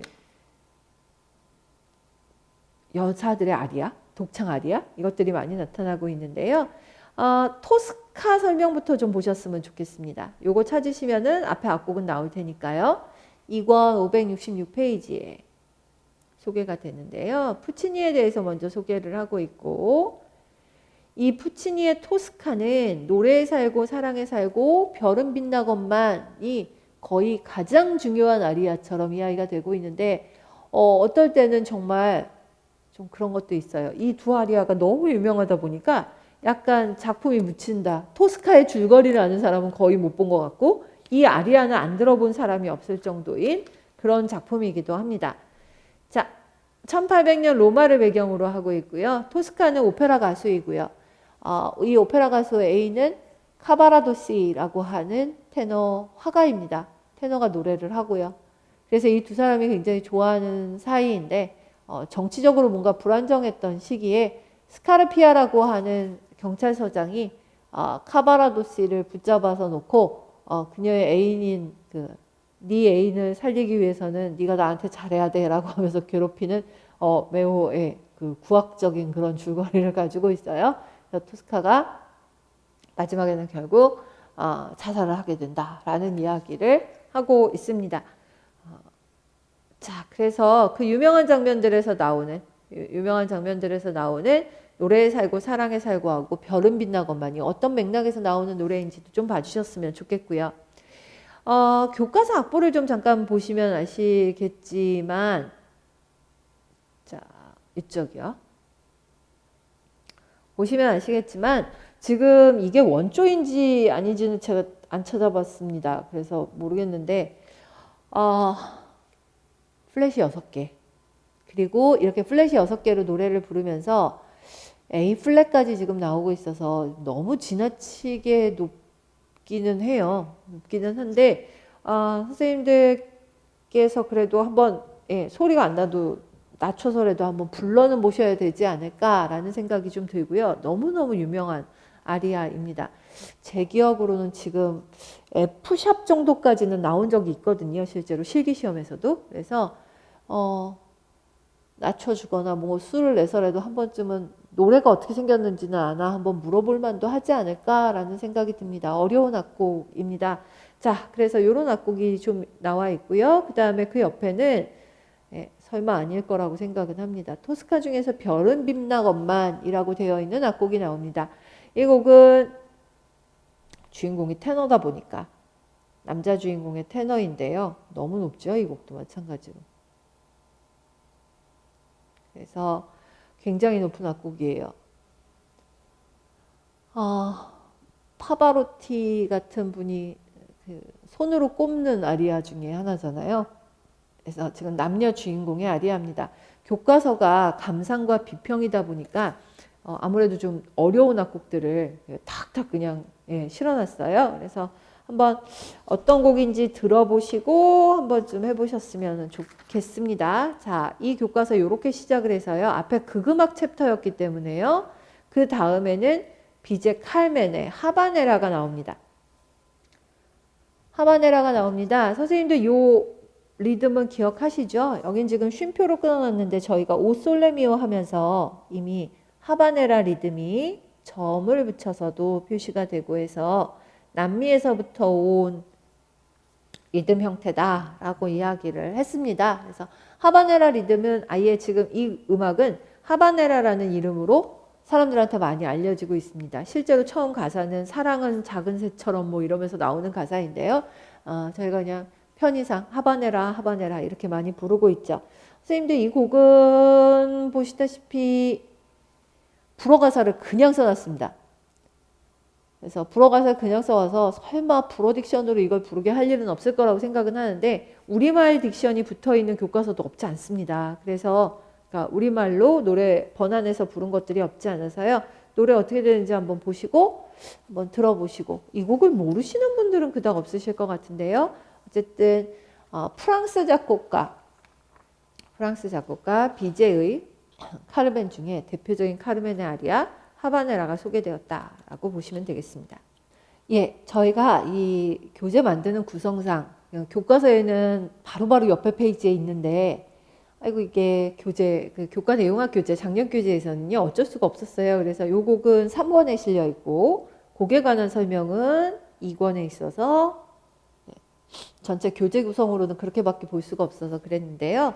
선생님들 확인하시면서 다른 거 없습니다. 줄거리 그 다음에 해설 좀 읽어주셨으면 좋겠습니다. 사실 여기서는 제가 도와드릴 부분이 그닥 없을 것 같아요. 괜히 시간만 걸려서. 그러니까 한번 쭉 읽어보시면서 칼맨이 그래? 뭐 이러면서 한번 좀 읽어보시면 좋겠고요. 그냥 제가 말씀드린 걸 제가 이렇게 이런 건데요. 칼맨은 그동안 대부분의 오페라 여주인공은 굉장히 고음을 내는 소프라노였던 데 비해서 칼맨은 메조소프라노입니다. 삼손과 데릴라라는 작품의 데릴라가 그렇고요. 칼맨이 그렇고요. 데릴라도 뭔가 남자를 좀 유혹하는 역할이 있고 칼맨은 뭐 더할 나위 없는 파모파탈이다 보니 아마 좀 뭔가 소프라노가 주는 이미지가 좀 밝고 내지는 아주 정숙한 여인이라면 조금 더 뭔가 그 유혹적인 그런 역할에는 메조가 맞는다고 생각을 했던 모양이에요. 그래서 메조가 주인공으로 등장을 하게 됩니다. 자, 그러면서 줄거리도 아주 잘 정리가 돼 있고요. 특히 옆에 페이지 보시면 집시의 노래라고 해서요. 하바네라도 있지만 지금 보시는 이 집시의 노래라고 하는 노래가 소개가 되고 있고 투우사의 노래도 있습니다. 그리고 꽃노래라고 하는 아주 유명한 대목들이 있는데 이 대목들에 관한 그 설명들은 지금 꽃노래 같은 경우에는 예전에 칼맨이 던져뒀던 꽃을 꺼내들고 그 자기가 처음에 좋아했던 그 얘기를 하면서 하는 그런 노래이고요. 투우사의 노래요. 뭐 말씀 안 드려도 될 것 같고. 자, 그래서 뭐 더 드릴 말씀은 별로 없을 것 같아요. 외우셔야 될 악보가 많아져서 걱정이지. 자, 그래서 이런 것들이 일단 그 칼맨에 한번 제시가 되었다 정도 확인하시면 되겠습니다. 자, 이제 오늘 극음악을 좀 소개드리고 있는 와중이어서요. 그 극음악 소개를 하다 보면 다음 페이지인데요. 뮤지컬은 4권에 있습니다. 출처를 잡다 보니 조금 불편하시겠다라는 생각은 듭니다만, 네, 4권에 있고요. 이 교과서에서 뮤지컬은 지난주에 저희가 왜 프린트도 좀 길게 드렸었고 뮤지컬 설명을 했었는데 이것 때문에 드려봤어요. 이것 때문에 선생님들 1950년대 뮤지컬들이 나오고 있는데요. 아가씨와 건달들, 왕과나 웨스트사이드 스토리, 사운드 오브 뮤직인데 지난번에도 왜 My Favorite Thing 뭐 이런 거 하면서 사운드 오브 뮤직의 주요한 악곡 중에 하나를 이미 보여드렸었고요. 그 다음에 시카고 지난주에 잠깐 설명드렸던 거 코러스 9, 그 다음에 헤어스프레이도 있지만 헤어라는 작품이 있습니다. 그리고 지붕의 바이올린 같은 작품은 60년대 작품들입니다. 70년대에도 작품들이 좀 있습니다만 뮤지컬에 어찌 보면 전성기 내지는 뮤지컬이 정말 이렇게까지 발달할 수 있을까 싶은 4대 뮤지컬이 만들어진 시기 나옵니다. 그래서 캐츠, 오페라의 유령, 레미제라블과 미스 사이곤까지를 소개를 하고 있고요. 그 다음에 2000년대 또 1990년대 이후 뮤지컬의 특징은요. 렌트 같은 작품이 나오는데 렌트는 전에 왜 말씀드린 대로 라보엠인데 라보엠을 뮤지컬화한 것인데 환상이 별로 없죠. 뭐 이를테면 미미는 마약 중독자이고 에이즈 환자라든가 뭐 이런 식으로 해서 아주 현실적이기도 하고 뭐 이런 것들을 좀 드러내고 있기도 하고요. 노트르담 드 파리라고 하면 이 작품은 프랑스 뮤지컬이고요. 그래서 사실은 뮤지컬이라고 하면 유럽 사람들한테 그동안 약간의 개념들이 그건 너무 미국이나 영국 아이들이 좀 산티나게 하는 거야 이런 식의 개념이었는데 유럽 사람들조차도 이제 더 이상 버틸 수가 없는지 요즘 유럽 뮤지컬들이 나오고 확실히 유럽 뮤지컬들은 조금 무겁죠. 아무래도 미국이나 영국 뮤지컬보다는 많이 무거운데 그 중에서 노트르담 드 파리 같은 작품을 소개를 하고 있습니다. 자, 그 다음에 아주 유명한 작품들을 조금 더 소개를 하고 있었어요. 웨스트 사이드 스토리, 저희가 지휘자로도 많이 알고 있는 레너드 번스타인의 대표적인 뮤지컬입니다. 레너드 번스타인은 카라얀과 견주어질 정도의 대표적인 20세기 지휘자이기도 했지만 웨스트 사이드 스토리하고 영화 음악 같은 것들도 많이 만들었던 분이세요. 그래서 레너드 번스타인은 아주 대표적인 뮤지컬이고요. 여기는 투나잇이라는 노래를 소개를 하고 있습니다. 이 작품이 약간 현대판 로미오와 줄리엣 같다라고 해서 아주 가난한 구역에 살고 있는 백인과 푸에르토리코 이민자들 집안 사이에 계속 오빠들은 패싸움을 하고 있는데 거기에 굉장히 순한 청년과 착한 아가씨가 사랑에 빠지는 뭐 그런 이야기였습니다. 그래서 로미오와 줄리엣 같다라고 말을 한 게 그것 때문이고요. 투나잇이라는 노래 외에도 아메리카 같은 아주 유명한 악곡들이 들어가 있습니다. 아이다는 베르디의 아이다를 가지고 만든 뮤지컬입니다. 그래서 줄거리야 뭐 거의 같이 가고요. 아이다를 뮤지컬로 만든 작품입니다. 자, 그래서 Every Story is a Love Story라고 하는 아주 유명한 노래가 하나 남아있다라고 보시면 되겠고, 그래서 그동안 안 한 게 아니었는데 제법 좀 더 들어갔어요. 미스 사이공의 중요한 뮤지컬 넘버 중에 하나인 선앤문이라는 곡도 나오고 캣츠는 말씀 안 드려도 될 것 같고 우리나라 거는 김종욱 찾기가 계속 소개가 좀 되고 있어서요. 김종욱 찾기의 데스티니라는 악곡이 나와 있습니다. 이 곡은 나중에 좀 더 긴 악곡으로도 소개가 될 겁니다. 자, 그래서 연도별 또 좀 안 보신 작품들 보시라고 했고요. 그 다음에 팬텀이 잠깐 소개가 되고 있고, 솔직히 말씀을 드리면 이 교과서를 만약에 가지고 계신다면 저보다 더 즐겁게 이 교과서를 보실 수 있을 것 같아요. 악곡들이 재밌어 갖고요. 뭐 유튜브로 하나씩 틀어보면서 아주 좋은 시간을 보내실 수 있을 것 같은데 시간이 너무 많이 걸려서 탈이죠. 자, 그 다음에 68페이지에 나의 운명은 그대라는 악곡이 나와 있습니다. 우리나라 뮤지컬 중에 상당히 성공한 뮤지컬이고 외국까지 나가서 공연했었던 명성황후 중에 한 곡입니다. 그래서 명성황후에 대한 소개도 하고 있습니다. 이문열이라는 소설가는 들어보셨을 거예요. 요즘은 정치부 뉴스에서 많이 보시게 되는 분이긴 하지만 여우사냥이라고 하는 연극 원작이 있었습니다. 이걸 가지고 뮤지컬을 만들었고요. 김희갑이라는 작곡가를 통해서 이 뮤지컬이 만들어졌습니다. 해설 줄거리 나옵니다. 선생님들 읽어보시면 됩니다.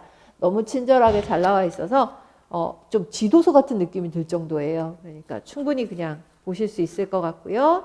그 다음에 이렇게 친절한 교과서여서 제가 오늘 뮤지컬을 왜 이렇게 잡느냐. 이 교과서가 이거 하기에 제일 좋았거든요.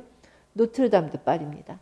근데 노트르담 드 파리만 준 게 아니라 레 미제라블과 같이 주었습니다. 그래서 확인하시면서 한번 보셨으면 좋겠습니다. 빅토르 위고의 작품이다 라고 이야기를 하는데요.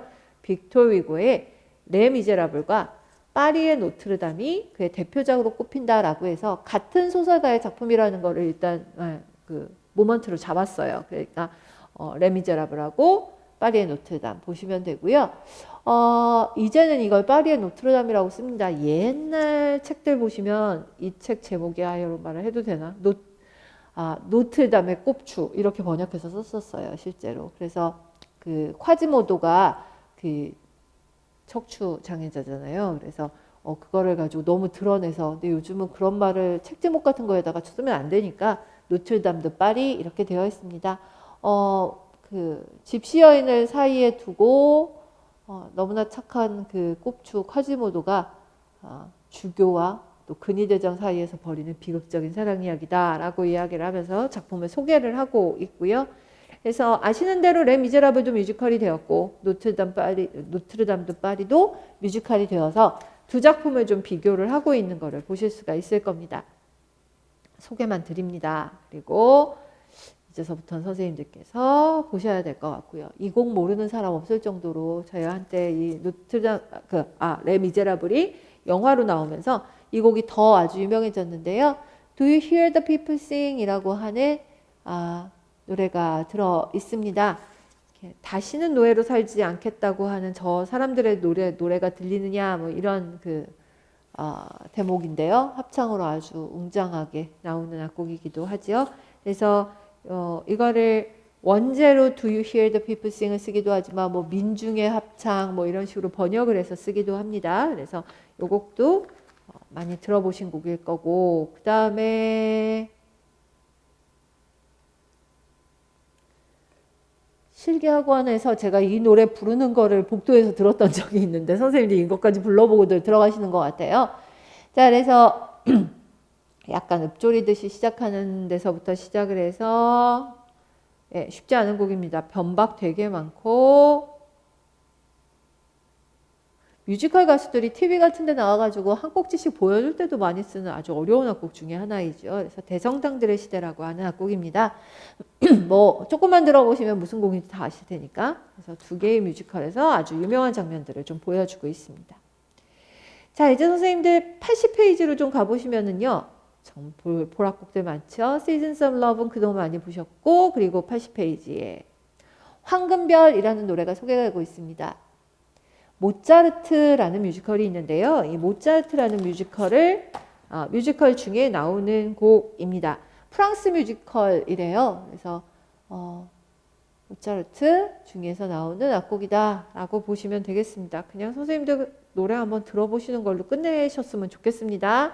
참 예뻐요는 뮤지컬 빨래 중에 나옵니다.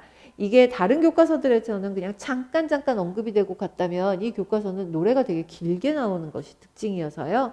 다른 교과서들보다 장점일 수도 있는 뭐 이런 것들이 좀 많이 있습니다. 그래서 그거 확인하셨으면 좋겠습니다. 자, 이제 다른 교과서들에서도 보셨을 것 같은 내용들을 조금 넘기면서 다음 한번 확인하셔야 될 곡으로 넘어가겠습니다. 어디를 오늘 보려고 하냐면요. 104페이지입니다. 104페이지 제시되어 있는 악곡은 침향무입니다. 왜 오늘 하필 침향무냐? 교과서에 중에 이렇게 1, 2, 3장 다중 교과서 별로 많지 않아서요. 1, 2, 3학장 악보가 다 들어가 있어서 지금 확인하고 가시는 게 제일 좋을 것 같아서요. 더군다나 밑에는 황병기 선생님 소개했습니다. 황병기 선생님께서는 얼마 전에 돌아가셨습니다. 이 교과서 검정 나온 후에 돌아가셨던가 봐요. 그래서 황병기 선생님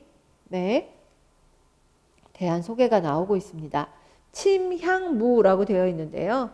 침향무는 범페일 음계를 바탕으로 해서 신라 불교 미술의 전통적인 것과 서역적인 것들이 조화를 이루는 아름다움을 가야금 음악으로 만든 것이다 라고 이야기를 해요.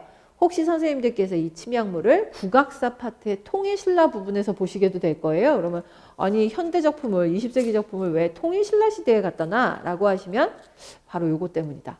그러니까 저희가 외국으로부터 범패 같은 것들이 들어오고 그런 것들이 그 서역의 문화가 굉장히 많이 소개됐던 게 통일신라 시대여서 그거를 한번 표현을 하고 있다라고 보시면 되겠습니다. 자, 선생님들 악곡, 침향무 악곡의 대표적인 악곡들이 지금 대표적인 부분들이 좀 나오고 있는데요. 이 작품은요. 가야금 조현도 굉장히 새롭게 했고요. 가야금 조현을 새롭게 한다든지 지금 선생님들께서 보시는 것처럼 저희가 보통 가야금 하면은 왼손으로 누르고 오른손으로 멜로디를 잡고 이렇게 연주하는 단선악기라고 생각을 했는데 왼손대로 연주를 하고 있다든가 하는 그런 기법들이 사용이 되고 있어요. 그래서 양손을 사용해서 막 분산화음을 사용을 한다든가 가락에다가 맞추어서 반주처럼 사용을 한다든가 하는 새로운 기법들이 사용이 되었고 그래서 이 작품은 가야금 음악 중에 그 창작 국악곡 중에 이후에 만들어진 많은 가야금 악곡들의 모범처럼 교과서적으로 사용된 악곡이라고 말해요. 그래서 그런 점에서도 보셔야 될 악곡이어서 이 곡으로 좀 보여드리려고 했습니다. 자, 그리고 교과서로 106페이지를 좀 펴보시면은요, 요게 나오는데요. 프론티어입니다.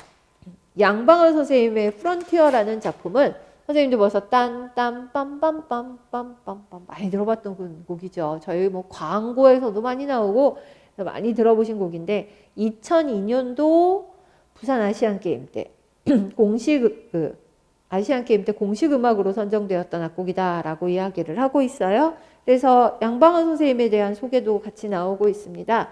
8분의 5박자, 그러니까 우리 음악 중에 무슨 엄모리 같은 거를 약간 연상시키는 비대칭 박자의 형태로 되어 있어서 서양 사람들이 들었을 때는 아주 굉장히 새롭게 들렸을 소지들이 상당히 있죠. 자, 그리고 이 곡은요, 지금 보시는 것처럼 편성을 만들어서 쓸 수도 있지만 다른 편성의 악곡도 가능합니다. 유튜브에 보시면 이 양방원 선생님의 작품의 대표적인 게 프론티어하고 제주의 왕자가 있는데요. 제주의 왕자도 그 멜로디만 들어보시면 띠라리람 띠라리람 그 앞에 멜로디만 드셔 아 이게 제주의 왕자야 하실 정도로 아시는 작품이에요. 그래서 한 가지 편성으로만 쓰는 게 아니라 그때그때마다 편성이 좀 달라지기도 하고 하는 악곡들이 특징입니다. 그러니까 선생님들 멜로디를 외우셔야 할 것 같아요. 그리고 침향무라는 작품만큼이나 이 작품도 21세기에 만들어진 창작 국악곡 중에 아주 대표적인 현상들을 여러 가지 보여주고 있어서요. 확인하시면서 한번 보셨으면 좋겠습니다. 자, 그리고 나시면 악곡이 얼마나 현대적으로 쓰이는가에 관한 이야기들이 잠깐 나올 거예요. 자, 선생님들 이 교과서 없으셔도 제가 잠깐만 좀 어떤 것들이 들어가 있는지 보여드릴게요. 음악이 영화를 위해서 작곡된 음악, Falling Slowly 같은 작품 나오고 영화를 위해서 선곡된 음악, 그러니까 원래 있었던 노래인데 영화 하느라고 다시 끌려 들어온 음악, 행복을 주는 사람이라는 악곡 전에 한번 보셨죠? 제가 선생님들께 이렇게 리듬 복잡한 음악 가끔 시험에 나오니까 연습하시라고 얘기했던 곡 중에 하나였고요. 파바로티라는 영화에서 나왔던 음악이었습니다. 울게 하소서도 영화 파르델리하고 관계가 있어서 실렸고요. 쇼팽의 왈츠 7번이라고 되어 있는 것은 쇼팽의 왈츠 7번은 제가 여기 보여드릴게요. 말할 수 없는 비밀이라는 영화에서 잠깐 나왔다라고 해서 잠깐 소개가 되고 있고, 그 다음에 이웃집 토토로는 제가 더 이상의 설명을 안 붙여도 될 것 같습니다. 자, 그래서 뭐 이웃집 토토로는요, 일본에서 애들이 초등학교에서 마당에서 그 운동장에서 운동회 같은 거 하면은 그냥 계속 틀어놓는 음악, 네, 그 정도가 되었다라고 이야기를 해요. 선생님들 요 사람 이름만 한번 기억해 주시면 좋겠는데요. 히사이시 조입니다. 아실만한 작곡가입니다. 웰컴 투 동막골, 그 유명한 띠라람 하는 그 멜로디, 그거 작곡하신 분이고 해서 일본 영화계에서 상을 줄 때 히사이시 조는 그냥 받으면 받은 거고 뭐 안 받으면 이상한 거고 뭐 그럴 정도의 작곡가, 아주 대표적인 뭐 많이 아시는 작품도 있잖아요. 토토로뿐만이 아니라 원령공주서부터 시작을 해갖고 생과치로 뭐 별별 것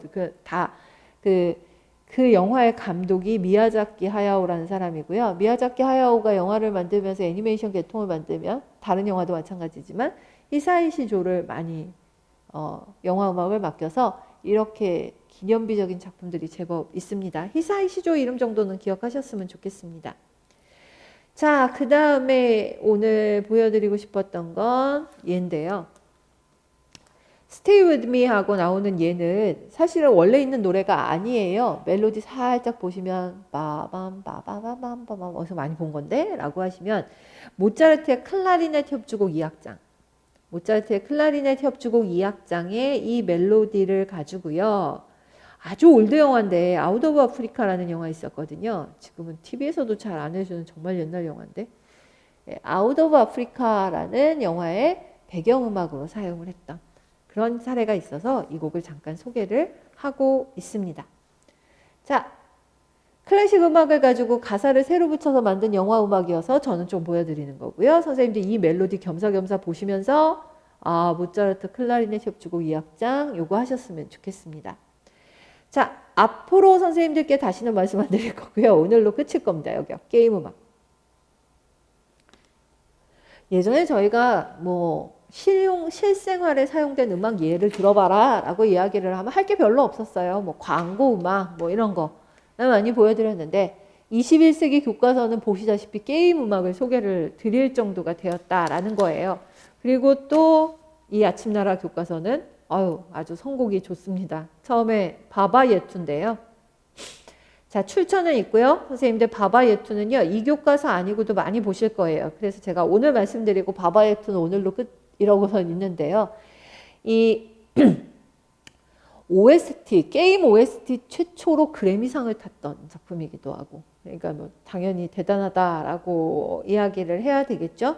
그래서 게임 음악으로는 참 드문 작품이다라고 이야기를 하고 있습니다. 게임의 오프닝 음악에 주로 사용되었다라고 이야기를 하고 있고요. 이것도 많이 아실만하지 않을까요? 오버워치를 하는 사람들이 너무 많으니까. 그래서 오버워치의 메인 테마곡이라고 해서 이런 것들도 소개가 되고 있습니다. 21세기적인 교과서와 음악의 쓰임새, 지금은 작곡가 친구들 중에서도 어디 취직하고 싶어? 라고 물으면 게임 업체에 취직하고 싶다라는 말이 제법 나오고 있어서 아마 그런 차원에서도 한번 그 진로 탐색으로라도 보면 어떻겠나라고 해서 주신 것 같습니다.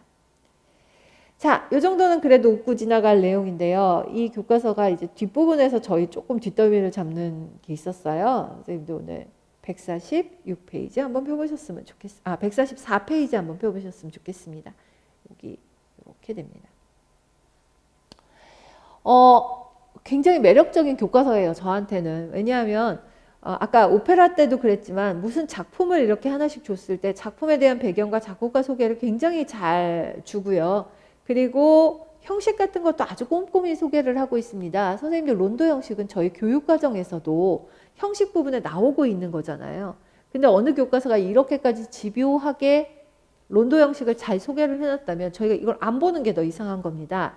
론도는 A, B, A, C 이런 형태로 되어 있다고 하는데 이 제일 잘 하실 만한 주제가 계속해서 반복이 될 겁니다. 빰빰빰 빰빰빰빰빰빰 그 다음 B 한번 나오고 딴딴이란 딴딴 이거 한번 나왔다 다시 빰빰빰빰 하고 나왔다가 다시 띵 딴빰빰 하면서 조를 좀 바뀌어서 다시 나타나기도 하고 이렇게 해서 삽입구들이 끼어드는 론도 형식이다 라고 준 것도 지금 중요하고요.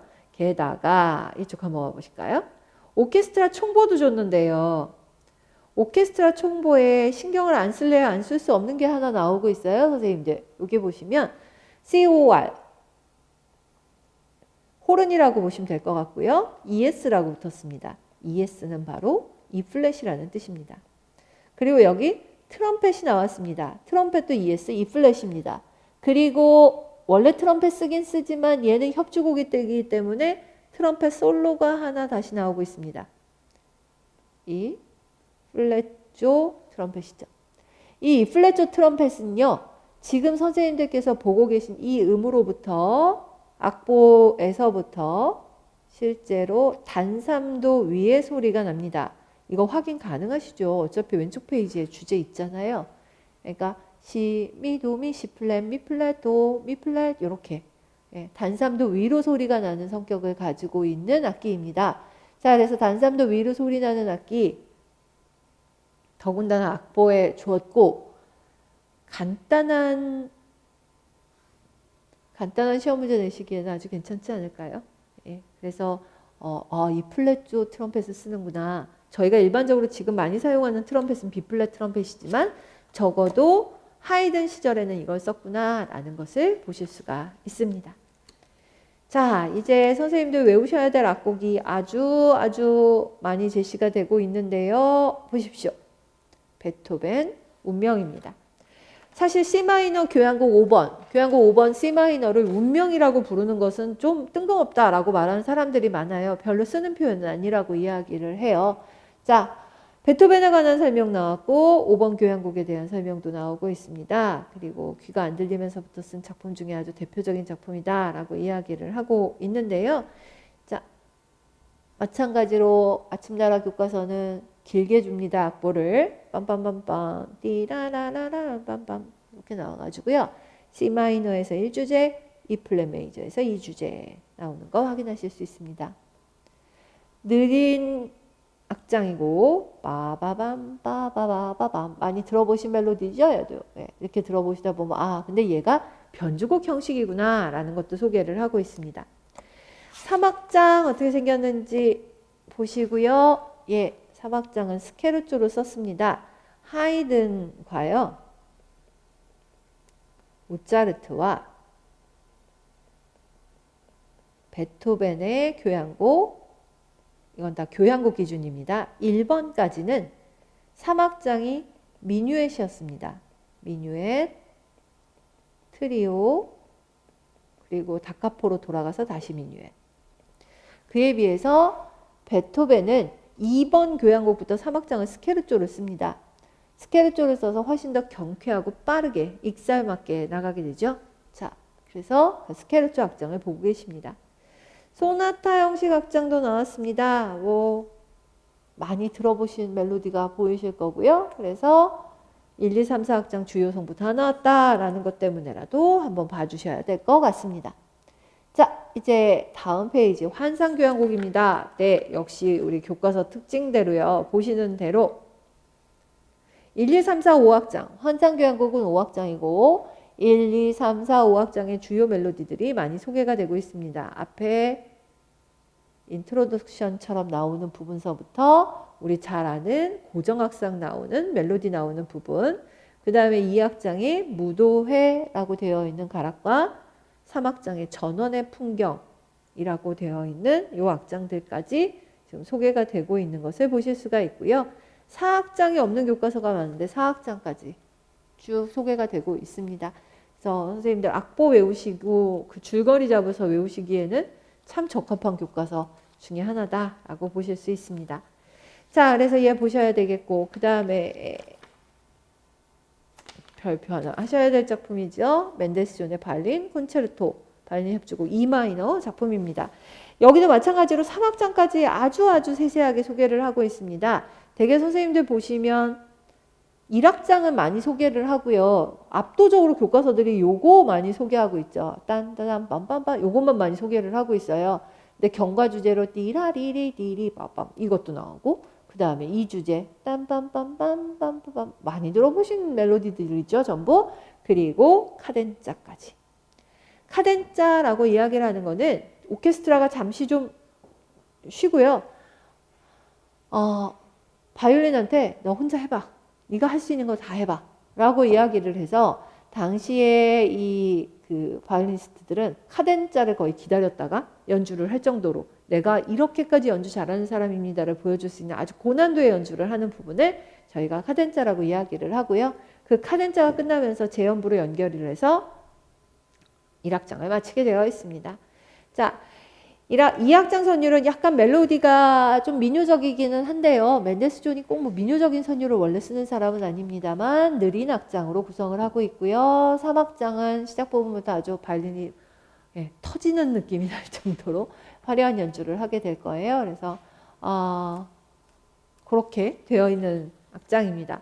자, 그래서 진짜 좋고 유명하고 들을 게 많은 악곡을 악보 한두 컷으로 떨어뜨리지 않고 전체 작품을 소개를 하고 있다는 점에서 굉장히 괜찮은 교과서였어요. 자, 그러면 이제 그 다음은요. 또 드문 곡을 줬습니다. 선생님들 보시면 교과서에서는 별로 안 주는 곡이에요. 피아노 협주곡 1번인데요. 쇼팽 작품입니다. 쇼팽 작품입니다. 선생님들 이 작품을 보시는 순간 아마 옆에 페이지를 안 보셔도 이게 왜 교과서에 실렸을까를 어느 정도는 감을 잡으실 수 있지 않을까 싶은데요.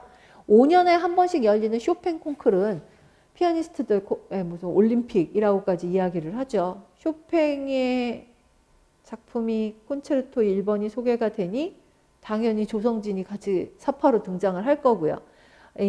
저희 지금까지 너무 뛰어난 연주자들이 우리나라에 많은데 뭐 퀸 엘리자베스 콩쿠르서부터 시작해서 어마어마하게 콩쿠르 입상자들이 많잖아요. 그런데 쇼팽 콩쿠르는 유독 좀 예전에 임동혁 씨 형제가 3등까지 하고서는 우리는 정말 쇼팽 콩쿠르는 굉장히 진입벽이 높은가 보다라고 했는데 드디어 우승자가 나와서 쇼팽 콩쿠르의 제일 파이널 마지막에는 반드시 쇼팽 협주곡 1번을 연주를 해서 파이널까지 올라간 연주자들을 누가 더 잘하나를 겨루어보죠.